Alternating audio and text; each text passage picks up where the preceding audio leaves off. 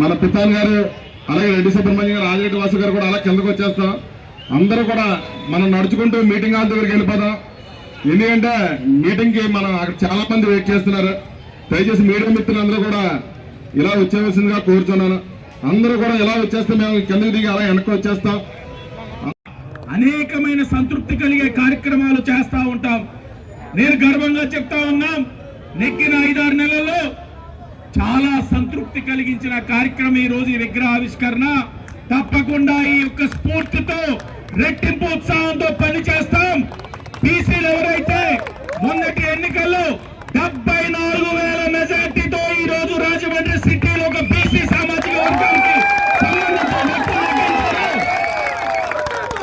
బీసీలో అందరూ గౌరవపడేలా పనిచేస్తాను. ఈ పదవి నాకు, నా కుటుంబానికి గౌరవం కాదు, బీసీలు గర్వపడే విధంగా, వాళ్ళు గర్వపడే విధంగా మా యొక్క ప్రవర్తన ఉంటుందని కూడా మరొక్కసారి తెలియజేసుకుంటూ అందరికీ ధన్యవాదాలు.